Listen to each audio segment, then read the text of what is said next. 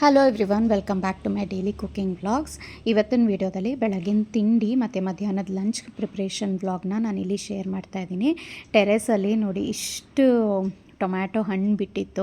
ಹಾಗಾಗಿ ಅದನ್ನೆಲ್ಲ ತಂದು ಸಪ್ರೇಟಾಗಿ ಒಂದು ಪ್ಲೇಟ್ನಲ್ಲಿ ಎತ್ತಿಟ್ಟಿದ್ದೀನಿ. ಅಂಗಡಿ ಟೊಮೆಟೊ ಹಣ್ಣು ಜೊತೆ ಇದನ್ನು ಮಿಕ್ಸ್ ಮಾಡಲ್ಲ, ನಾನೇ ಬೆಳೆದಿರೋದಲ್ವ, ತುಂಬ ಚೆನ್ನಾಗಿ ಅನಿಸುತ್ತೆ ನನಗೆ. ಸಪ್ರೇಟಾಗಿ ತೆಗೆದಿಟ್ಕೊತೀನಿ.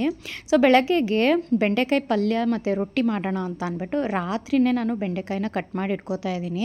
ಸಾಮಾನ್ಯ ಈ ರೀತಿ ಕಟ್ ಮಾಡಿ ತರಕಾರಿಗಳನ್ನ ನಾನು ಫ್ರಿಜ್ನಲ್ಲಿ ಸ್ಟೋರ್ ಮಾಡಿ ಇಟ್ಕೊಬಿಟ್ರೆ ಬೆಳಗ್ಗೆಗೆ ನಂಗೆ ತುಂಬ ಸುಲಭ ಆಗುತ್ತೆ. ಕಟ್ ಮಾಡೋ ಅಂಥದ್ದು ಏನಿರಲ್ಲ, ಬರೀ ಟೊಮ್ಯಾಟೊ, ಈರುಳ್ಳಿ, ಹಸಿಮೆಣಸಿನ್ಕಾಯಿ ಸಣ್ಣ ಸಣ್ಣದು ಕಟ್ ಮಾಡ್ಕೋಬೋದು. ಸೊ ನೋಡಿ, ಇಲ್ಲಿ ಬೆಳಗ್ಗೆಗೆ ನಾನು ಬೆಂಡೆಕಾಯಿ ಫ್ರೈ ಡೈರೆಕ್ಟಾಗಿ ಬಾಣಲಿಗೆ ಹಾಕ್ಕೊತಾ ಇದ್ದೀನಿ. ಹಾಗೆಯೇ ಫ್ರೈ ಮಾಡಬೇಕಾದ್ರೆ ಒಂದು ಐಡಿಯಾ ಬಂತು ನನಗೆ, ಯಾಕೆ ಇದನ್ನು ಒಂದು ಸ್ವಲ್ಪ ಏರ್ ಫ್ರೈ ಮಾಡಿ ನೋಡಬಾರ್ದು, ಇದು ತುಂಬ ಟೈಮ್ ತೊಗೋತಾ ಇದೆ ಅಂತ ಒಂದು ಹಿಡಿ ಆಗೋಷ್ಟು ಏರ್ ಫ್ರೈಯರ್ಗೆ ಹಾಕಿಟ್ಟಿದ್ದೆ.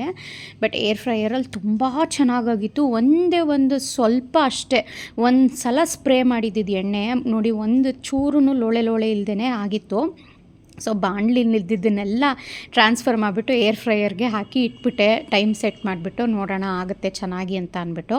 ಒಂದು 6 to 8 ಮಿನಿಟ್ಸಲ್ಲಿ ಎಲ್ಲ ಬೆಂಡೆಕಾಯಿನೂ ಒಂದು ಚೂರು ಲೋಳೆ ಇಲ್ಲದೇ ಸಖತ್ತಾಗಿ ರೆಡಿ ಆಯಿತು. ಬೆಂಡೆಕಾಯಿ ಪಲ್ಯ ಮಾತ್ರ ಇವತ್ತು ಸೂಪರಾಗಾಯಿತು. ನನಗೆ ಅದು ಒಂದು ಏನೋ ಬಾಣಲಿನಲ್ಲಿ ಹುರಿತಾ ಇರೋದು ಲೋಳೆ ಹೋಗೋ ತನಕ ಅದೊಂದು ಸ್ವಲ್ಪ ನನಗೆ ಏನೋ ಟೈಮ್ ಸೇವಿಂಗ್ ಅಂತ ಅನ್ನಿಸ್ತು. ಏರ್ ಫ್ರೈಯರ್ದು ಹ್ಯಾಕ್ ಅಂತ ಅನ್ನಿಸ್ತು. ಜಾಸ್ತಿ ಎಣ್ಣೆನೂ ಯೂಸ್ ಆಗೋದಿಲ್ಲ ಅದಕ್ಕೆ.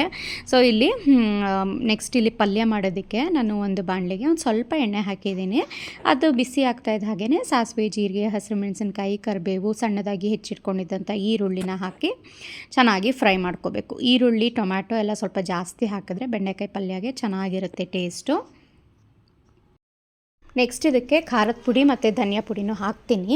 ಹಾಗಾಗಿ ಮೆಣಸಿನ್ಕಾಯಿನ ಸ್ವಲ್ಪ ಹಾಕ್ಕೊಳ್ಳಿ, ನಿಮ್ಗೆ ಎಷ್ಟು ಬೇಕೋ ಅಷ್ಟು ಖಾರಕ್ಕೆ ಟೇಸ್ಟ್ ಚೆನ್ನಾಗಿ ಬರುತ್ತೆ ಅಂತ ಅಂದ್ಬಿಟ್ಟು ನಾನು ಒಂದು 2 ಮೆಣಸಿನ್ಕಾಯಿನ ಸಣ್ಣದಾಗಿ ಕಟ್ ಮಾಡಿ ಹಾಕಿದ್ದೀನಿ. ನೆಕ್ಸ್ಟು ಟೊಮ್ಯಾಟೊನೂ ಹಾಕಿಬಿಟ್ಟು ಹುರ್ಕೊಂಡಿದ್ದೀನಿ ಚೆನ್ನಾಗಿ, ಮತ್ತು ಉಪ್ಪನ್ನು ಸೇರಿಸಿದ್ದೀನಿ ರುಚಿಗೆ ತಕ್ಕಷ್ಟು. ಅದು ವಿಡಿಯೋ ಕ್ಲಿಪ್ಪಿಂಗ್ ಮಿಸ್ ಆಗಿದೆ. ಟೊಮ್ಯಾಟೊ ಮತ್ತು ಈರುಳ್ಳಿ ಎಲ್ಲ ಚೆನ್ನಾಗಿ ಸಾಫ್ಟ್ ಆದಮೇಲೆ ಕೊನೆಯಲ್ಲಿ ನಾವು ಬೆಂಡೆಕಾಯಿ ಹಾಕಬೇಕು, ಫಸ್ಟೇ ಹಾಕಬಾರ್ದು. ಸೊ ಇವಾಗ ಈ ಟೊಮ್ಯಾಟೊ ಮತ್ತು ಈರುಳ್ಳಿಗೆ ಖಾರದ ಪುಡಿ, ಧನಿಯಾ ಪುಡಿ ಎಲ್ಲ ಮಿಕ್ಸ್ ಮಾಡ್ಕೋಬೇಕು. ಖಾರದ ಪುಡಿನ ಸೇರಿಸ್ಕೊತಾ ಇದ್ದೀನಿ. ಒಂದು ಸಣ್ಣ ಚಮಚದಲ್ಲಿ 1.5 ಚಮಚ ಅಷ್ಟು ಹಾಕಿದ್ದೀನಿ. ಇದು ಧನಿಯಾ ಪುಡಿ. ಈ ಧನಿಯಾ ಪುಡಿ ಕೂಡ ನಮ್ಮಲ್ಲಿ ಅವೈಲಬಲ್ ಇದೆ. ಇದು ಪ್ಲೇನ್ ಧನಿಯಾ ಅಲ್ಲ, ಇದ್ರ ಜೊತೆಗೆ ಬೇರೆ ಕಾಳುಗಳು ಮತ್ತು ಅರಿಶಿನ, ಚಕ್ಕೆ, ಲವಂಗ, ಈ ರೀತಿ ಸ್ಪೈಸಸ್ ಎಲ್ಲನೂ ಹಾಕಿ ಮಿಕ್ಸ್ ಮಾಡಿ ಮಾಡಿರೋವಂಥದ್ದು. ಪಲಾವ್ಗಳಿಗೆ, ಈ ರೀತಿ ಪಲ್ಯಗಳಿಗೆ, ಗೊಜ್ಜುಗಳಿಗೆ ಎಲ್ಲದಕ್ಕೂ ಯೂಸ್ ಮಾಡ್ಬೋದು. ತುಂಬಾ ಚೆನ್ನಾಗಿದೆ, ಫ್ಲೇವರ್ಫುಲ್ ಆಗಿದೆ. ನಿಮಗೆ ಧನಿಯಾ ಪುಡಿ ಮಾಡ್ಕೊಳಕ್ಕೆ ಬರಲ್ಲ, ಸಾಂಬಾರು ಟೇಸ್ಟ್ ಬರ್ತಾ ಇಲ್ಲ ಅನ್ನೋದಾದರೆ ನನ್ನಲ್ಲಿ ಸಿಗೋವಂಥ ಈ ಧನಿಯಾ ಪುಡಿನ ನೀವು ಆರ್ಡರ್ ಮಾಡಿ ಪ್ಲೇಸ್ ಮಾಡ್ಕೋಬೋದು. ಟೇಸ್ಟ್ ವೈಸ್ ಅಂತೂ ಎಕ್ಸಲೆಂಟ್ ಆಗಿದೆ. ಖಾರದ್ದು ನಿಮಗೆ ಎಷ್ಟು ಬೇಕೋ ಅಷ್ಟು ಖಾರದ ಪುಡಿನ ಸೇರಿಸ್ಕೋಬೋದು, ಅದು ನಿಮ್ಮ ಸ್ಪೈಸ್ ಲೆವೆಲಿಗೆ ಬಿಟ್ಟಿದ್ದು. ಇವಾಗ ಇದನ್ನು ನೀಟಾಗಿ ಮಿಕ್ಸ್ ಮಾಡಿಬಿಟ್ಟು ಒಂದು ಸ್ವಲ್ಪ ನೀರನ್ನು ಹಾಕ್ತಾಯಿದ್ದೀನಿ. ಒಂದು ಸ್ವಲ್ಪ ಡ್ರೈ ಇದ್ದರೆ ಅಷ್ಟು ಪಲ್ಯ ಚೆನ್ನಾಗಿರಲ್ಲ ಅಂತ ಅಂದ್ಬಿಟ್ಟು. ಟೊಮ್ಯಾಟೊ ಚೆನ್ನಾಗಿ ಸಾಫ್ಟಾಗಿ ಬೇಯಬೇಕು. ಹಾಗೆಯೇ ನೀರು ಹಾಕಿದ್ರೆ ಚೆನ್ನಾಗಿ ಸಾಫ್ಟಾಗಿ ಬೇಯುತ್ತೆ ಅಲ್ವಾ.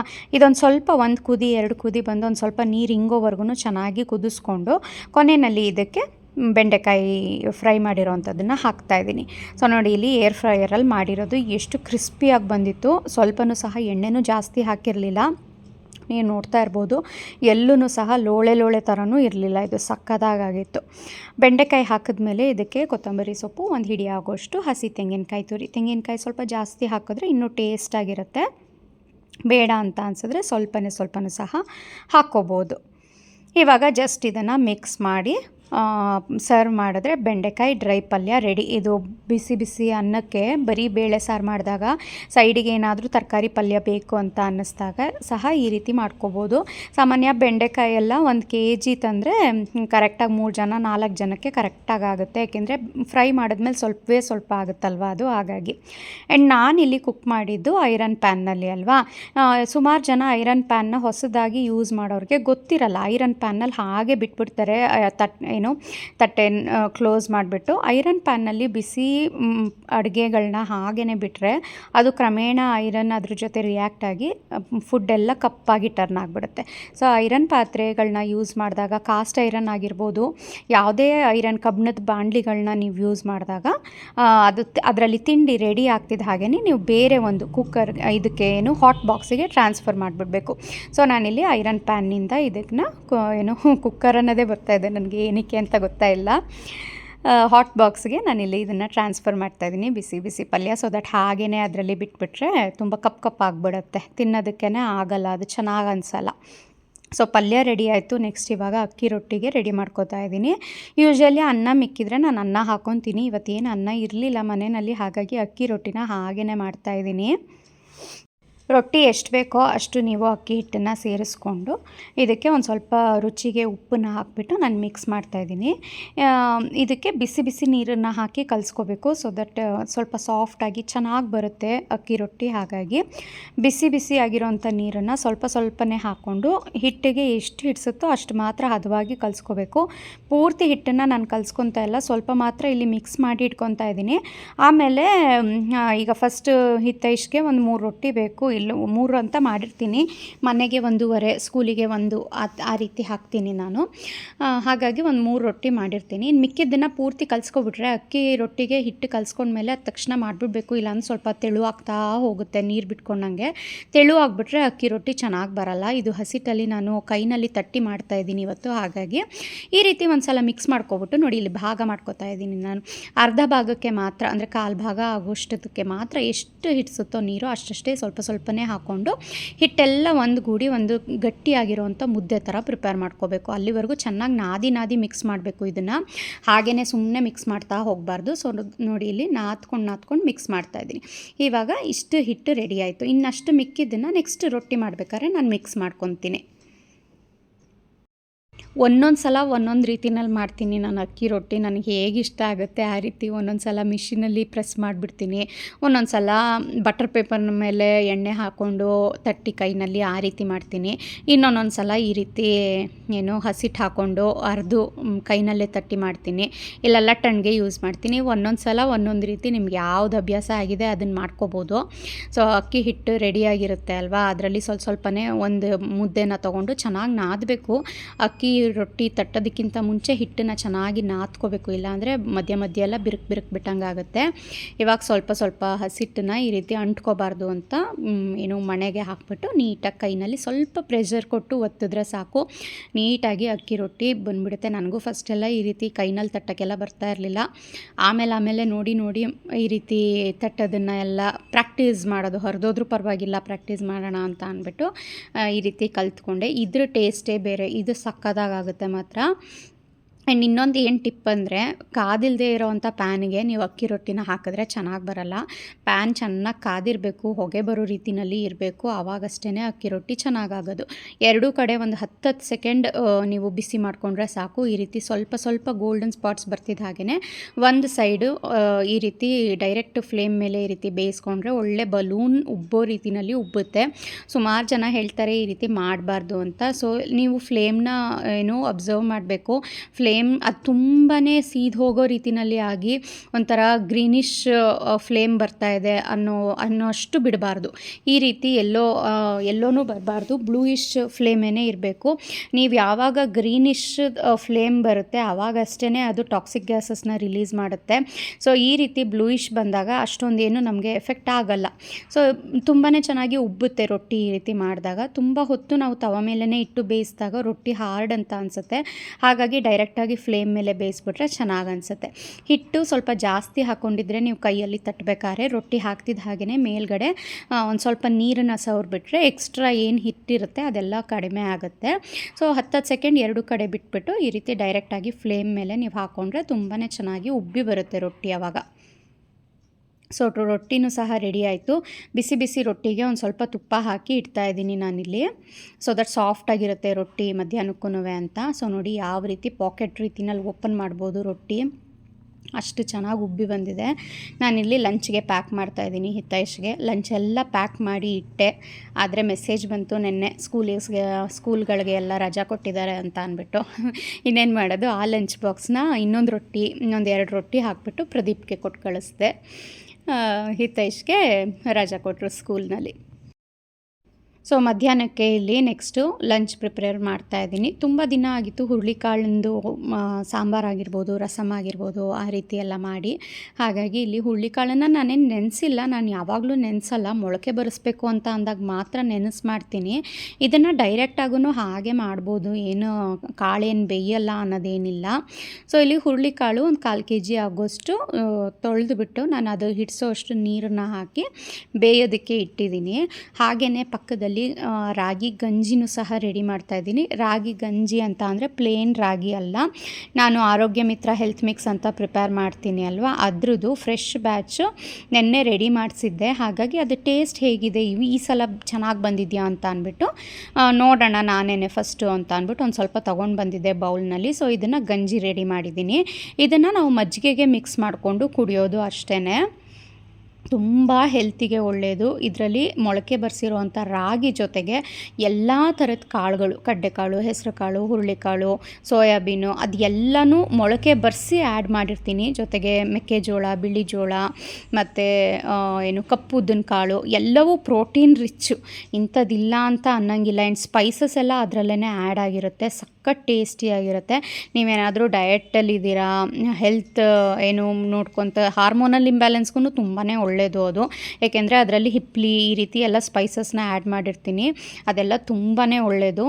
ನೀವು ಚಿಕ್ಕ ಮಕ್ಕಳಿಗೆ ಒಂದು 7-8 ತಿಂಗಳು ಮಕ್ಕಳಿಗೆ ನೀವು ಅದನ್ನು ಸರಿ ಮಾಡಿನೂ ಸಹ ಕುಡಿಸ್ಬೋದು. ಎಲ್ಲ ಥರದ ಕಾಳುಗಳು ಹಾಕಿರ್ತೀವಿ ಅಲ್ವಾ, ಸ್ಟಾರ್ಟಿಂಗೇ ತಿನ್ನಿಸ್ಬೇಡಿ, ಬರೀ ರಾಗಿ ಇರೋದನ್ನು ಮಾತ್ರ ತಿನ್ನಿಸಿ ಮಕ್ಕಳಿಗೆ. ಆಮೇಲೆ ನೀವು ಎಲ್ಲ ಕಾಳುಗಳನ್ನೆಲ್ಲ ಹಾಕಿ ಹುರಿದು ಮಾಡಿರೋವಂಥ ಈ ಹೆಲ್ತ್ ಮಿಕ್ಸನ್ನು ನೀವು ಕುಡಿಸ್ಬೋದು, ತುಂಬಾ ಚೆನ್ನಾಗಿರುತ್ತೆ. ಊಟಕ್ಕಿಂತ ಮುಂಚೆ 1 ಗ್ಲಾಸ್ ಅದನ್ನು ಮಜ್ಜಿಗೆಗೆ ಅಥವಾ ಮೊಸರಿಗೆ ಗಂಜಿ ಮಾಡಿ ಕುಡಿದ್ಬಿಟ್ಟು ನೆಕ್ಸ್ಟ್ ಊಟ ಮಾಡಿದ್ರೆ ತುಂಬಾ ಹೆಲ್ತ್ ಬೆನಿಫಿಟ್ಸ್ ಇದೆ ಅದರಲ್ಲಿ. ಇಲ್ಲಿ ವಿಡಿಯೋ ಕಂಟಿನ್ಯೂ ಮಾಡ್ತೀನಿ. ಇವಾಗ ನೆಕ್ಸ್ಟ್ ಹೇಳ್ತೀನಿ ಅದ್ರ ಬೆನಿಫಿಟ್ಸ್ ಎಲ್ಲ.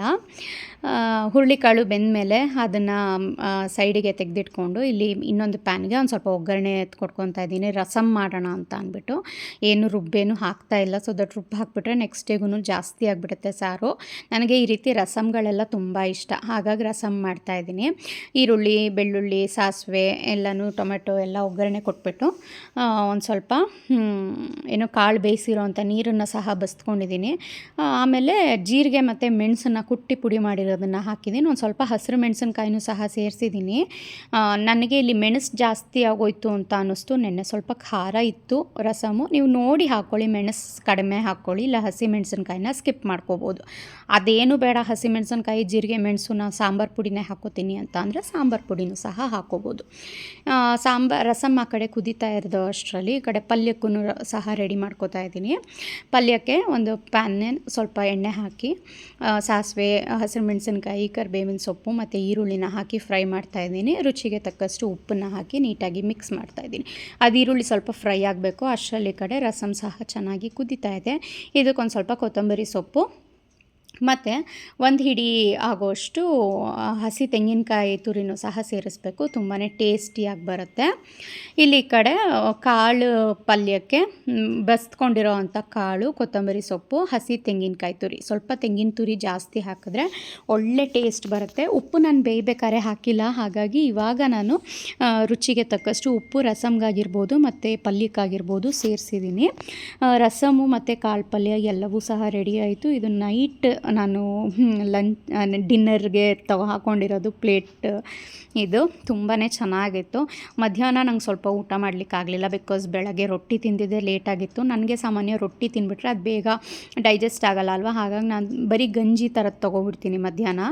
ಸೊ ನಾನು ಮೊದಲೇ ತೋರಿಸಿದ್ದೆ ಅಲ್ವಾ ರಾಗಿ ಗಂಜಿ ಆರೋಗ್ಯ ಮಿತ್ರ ಹೆಲ್ತ್ ಮಿಕ್ಸ್ದು ನಾನು ತೊಗೊಂಡಿದ್ದೆ ಅಂತ, ಅದನ್ನು 1 ಗ್ಲಾಸ್ ಕುಡ್ತಿದ್ದೆ ಅಷ್ಟೇ, ಇನ್ನೂ ಸಹ ಮಿಕ್ಕಿತ್ತು. ಆ ಗಂಜಿನ ನಾನು ಸಂಜೆಗೂ ಮಿಕ್ಸ್ ಮಾಡ್ತೀನಿ ನೋಡಿ. ಈ ರೀತಿ ಜಸ್ಟ್ ಅದನ್ನು ಮಜ್ಜಿಗೆಗೆ ಮಿಕ್ಸ್ ಮಾಡಿದ್ರೆ ಆಯಿತು. ಗಟ್ಟಿ ಬೇಕು, ನಮಗೆ ತೀರಾ ಗಟ್ಟಿ ಬೇಕು ಅಂತ ಅಂದರೆ ನೀವು ಮೊಸರುಗೂ ಸಹ ಮಿಕ್ಸ್ ಮಾಡ್ಬೋದು, ಬಟ್ ನಾನು ಮಜ್ಜಿಗೆಗೆ ಮಿಕ್ಸ್ ಮಾಡ್ತೀನಿ. ತುಂಬಾ ಹೆಲ್ದಿಯಾಗಿರುತ್ತೆ. ಇದರಲ್ಲಿ ಜೀರಿಗೆ, ಮೆಣಸು ಮತ್ತು ಸ್ಪೈಸಸ್ ಎಲ್ಲ ಇರುತ್ತೆ ಅಲ್ವಾ, ಒಳ್ಳೆ ಘಮ ಬರುತ್ತೆ ಆ ಸ್ಪೈಸಸ್ದು. ಮತ್ತು ಕಾಳುಗಳೆಲ್ಲ ಇರುತ್ತೆ ಅಲ್ವಾ, ಪ್ರೋಟೀನ್ ರಿಚ್ ಇರುತ್ತೆ. ನೀವು 1 ಲೋಟ ಕುಡಿದ್ರೆ ಸಾಕು, ಒಂದು 2-3 ಅವರ್ಸ್ ಹೊಟ್ಟೆ ಫಿಲ್ ಆದಂಗೆ ಇರುತ್ತೆ. ಮತ್ತು ಅದನ್ನು ಹೊಟ್ಟೆ ಹಸಿತಾ ಇದೆ ನೆಕ್ಸ್ಟ್ ಏನಾದರೂ ತಿನ್ನೋಣ ಅಂತ ಅನ್ಸೋದೇ ಇಲ್ಲ, ಅಷ್ಟು ಅಷ್ಟು ಚೆನ್ನಾಗಿದೆ. ಸೊ ನಿನ್ನೆ ಇನ್ನೂ ಫ್ರೆಶ್ ಬ್ಯಾಚ್ 40 kg ಆಗೋಷ್ಟು ಮಾಡಿಸಿದ್ದೀನಿ. ಬಿಕಾಸ್ ಆರೋಗ್ಯ ಮಿತ್ರ ಹೆಲ್ತ್ ಮಿಕ್ಸ್ ಹೆವಿ ಡಿಮ್ಯಾಂಡಲ್ಲಿರೋದು ನನ್ನ ಪ್ರಾಡಕ್ಟ್ಸ್ನಲ್ಲಿ. ತುಂಬಾ ಚೆನ್ನಾಗಿ ತುಂಬ ಬೆನಿಫಿಟ್ಸ್ ತೊಗೊಂಡಿದ್ದಾರೆ. ಇದನ್ನು ರೆಗ್ಯುಲರ್ ಕಸ್ಟಮರ್ಸ್ ಇದ್ದಾರೆ. ಒಂದು 4 kg 1 kg 3 kg ಈ ರೀತಿ ಬಲ್ಕಲ್ಲಿ ತೊಗೊತಾರೆ. ಸೊ ಸ್ಟಾರ್ಟಿಂಗ್ ಪ್ಯಾಕೆಟ್ ಬಂದುಬಿಟ್ಟು ನಾನಿಲ್ಲಿ 250 ಗ್ರಾಮ್ಸ್ನ ಇಟ್ಟಿದ್ದೀನಿ. ನಿಮ್ಗೆ ಟೇಸ್ಟ್ ಏನಾದರೂ ನೋಡಬೇಕು ಇದ್ರದ್ದು ಆರೋಗ್ಯ ಮಿತ್ರ ಹೆಲ್ತ್ ಮಿಕ್ಸ್ದು ಅನ್ನೋದಾದರೆ ನೀವು 250 ಗ್ರಾಮ್ಸ್ನ ತೊಗೊಂಡು ನೋಡ್ಬೋದು. ತುಂಬಾ ಚೆನ್ನಾಗಿದೆ. ನೆಕ್ಸ್ಟ್ ಅದನ್ನು ನೀವು 1/2 kg 1 kgಗೆ ನೀವು ಅದನ್ನು ಬಲ್ಕಪ್ ಮಾಡ್ಕೋಬೋದು.